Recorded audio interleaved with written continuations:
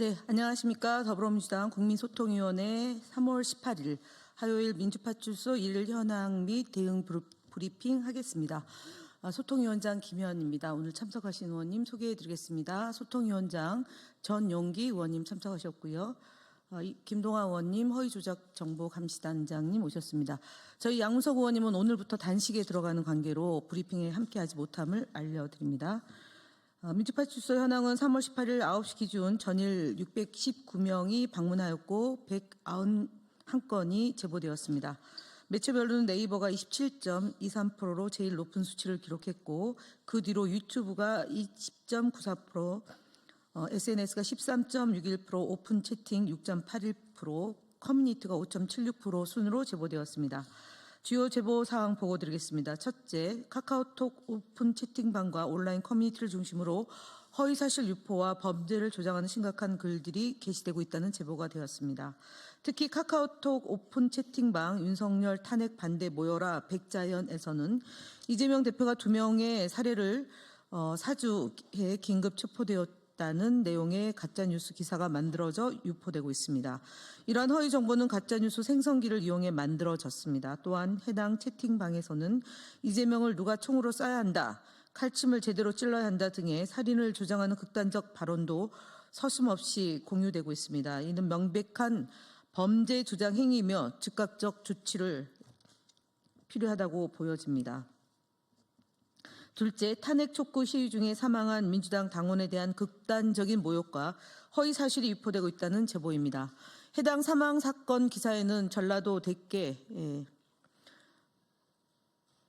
대가리가 깨져서 너무 감사하다는 등 고인을 모욕하는 댓글이 달리고 있으며 사망 원인이 이재명 때문이다, 이재명 근처에 가면 다 죽는다 등의 악의적인 허위 사실도 퍼지고 있습니다. 이는 개인의 죽음을 정치적 목적으로 이용하는 인면수심의 행태로 반드시 철저한 조사와 책임 추궁이 이루어져야 합니다. 셋째, 극우 성향 유튜버의 살인 예고 글에 대한 고발건입니다.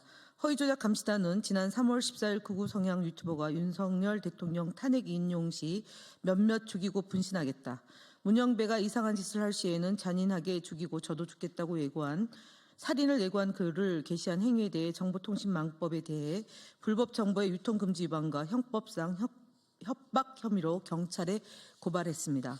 하지만 경찰은 윤석열 탄핵 선고가 임박한 상황에서도 고발인 진술부터 받아야 한다며 수사 절차만을 고수하고 있습니다. 그 사이 해당 유튜버는 누가 당일에 공격하니 D+3일 이후부터 움직인다라고 살인 시점을 구체적으로 언급하고 헌법재판소 인근을 배회하는 등 위협행위가 지속되고 있습니다. 또한 자신의 채널 소개글에 살인 예고 게시글을 삭제하는 등 증거인멸 정황도 드러나고 있습니다.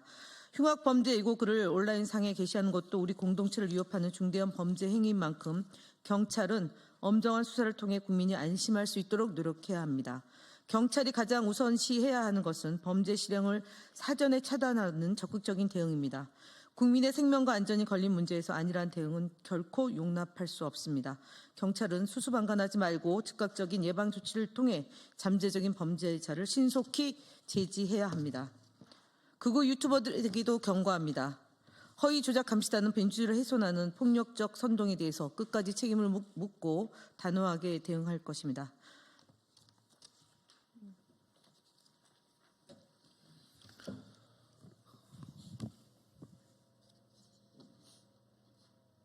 네, 다음은 주요 대응 현황입니다. 5.18 민주화 운동에 대한 허위 조작 유포자에 대해 고발 준비 중입니다. 정치인들에게 허위 조작된 내용이 담긴 문자가 전달되고 있습니다.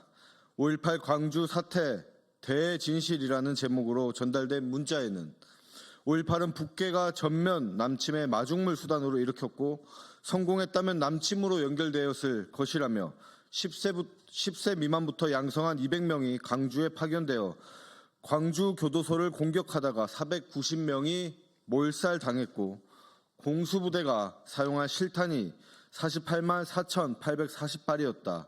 이 사실을 황장엽이 가져왔고 사실이 알려지면 전두환의 영웅이 될 것이기에 김영삼과 안기 부장이 진실을 극비에 붙였다.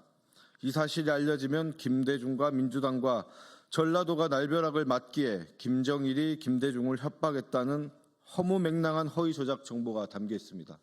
참 읽기도 불편하고 힘듭니다. 문자 말미에는 법정에 가서 하고 싶은 말이나 죽도록 하러 가렵니다라며 뻔뻔함까지 보이고 있습니다. 본인의 이러한 문자가 법을 위반하고 범죄에 해당한다는 사실을 스스로도 인정하고 있는 것입니다. 5.18과 관련한 허위 조작 정보 유포에는 무관용 원칙으로 일벌백계할 것입니다. 해당 건에 대해서도 고발을 준비 중인 것임을 알려드립니다.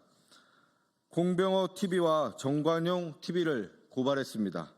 국민소통위원회는 오늘 공병호 TV와 정관용 TV 운영자를 경찰에 고발했습니다. 이들은 유튜브 채널을 통해 더불어민주당 소속 국회의원들이 부정선거로 당선되었다는 허위 사실을 유포했습니다. 이는 정보통신망법상 명예훼손죄에 해당하는 중대한 위법 행위입니다.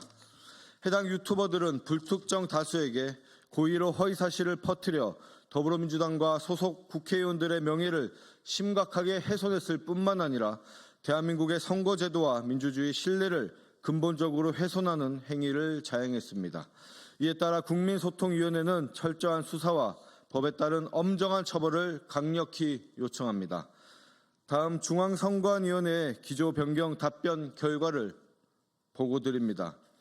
국민소통위원회는 3월 12일 툭하면 내란 선동, 이재명의 민주당이 내란이다라는 허위 사실이 담긴 현수막에 대해 중앙선거관리위원회에 제재를 요청했습니다. 그러나 선관위는 통상적인 정당 활동 현수막으로 제재가 어렵다는 입장을 밝혔습니다. 이에 국민소통위원회는 선관위의 기조 변경을 공식 요청했으며 어제 선관위로부터 정치적 표현의 자유를 최대한 보장하는 방향으로 법규를 운영하고 있다라는 황당한 답변을 받았습니다. 이는 사실상 제재하지 않겠다는 실망스러운 태도입니다. 선관위는 불법 채용으로 인해 지금 많은 잘못이 언론에 보도되고 있습니다. 또한 선관위가 공정한 선거와 우리 정당 현수막에 대한 허위사실 유포를 막아야 할 책임이 있음에도 수수방관하고 있는 모습입니다. 국민소통위원회는 중앙선관위가 더 이상 허위사실과 선동적 표현을 방치하지 말고 국민의 신뢰를 회복하기 위해 적극적으로 대응에 나설 것을 촉구합니다. 다음 좋은 대한민국 유재명 채널 모니터링 결과입니다.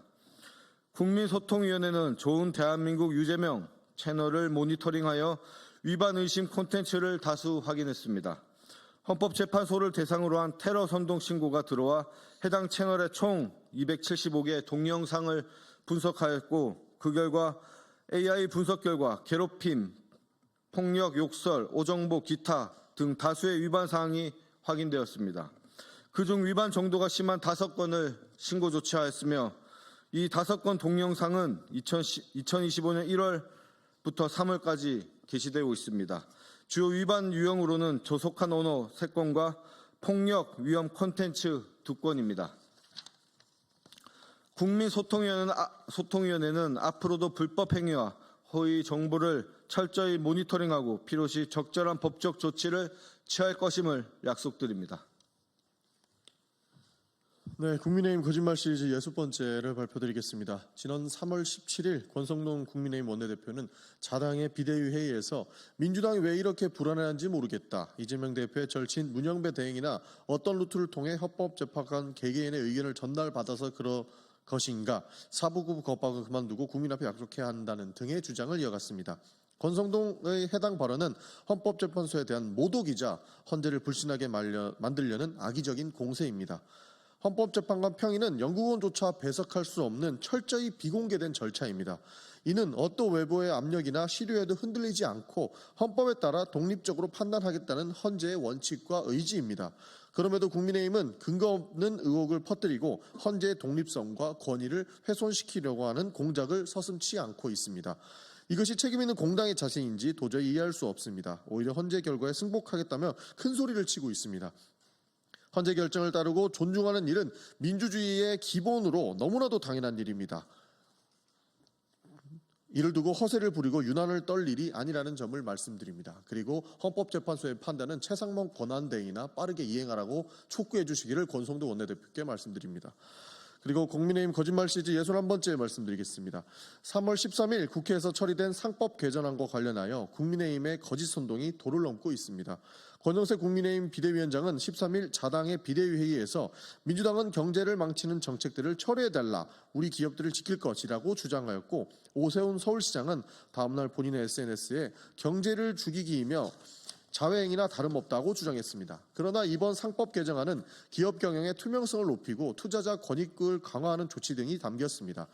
지배주주의 전횡을 방지하고 주주의 신뢰를 회복하여 국내 증시 활성화를 위한 법안이 도대체 왜 경제를 망치는 정책입니까? 공부 좀 하십시오. 친윤 핵심 이복형 금감원자조차도 직을 걸고 거부권 반대한다라고 발언했습니다. 금융기관을 감독 감시하는 기관의 수장으로서 소신을 말씀하신 것입니다. 국민의힘은 마타도어식 거짓 선동을 멈추고 주식시장 정상화와 경제 선진화를 위한 조치를 함께 해주시기를 바랍니다. 국민소통위원회는 진실을 지키기 위해서 최선을 다하겠습니다. 감사합니다. 감사합니다.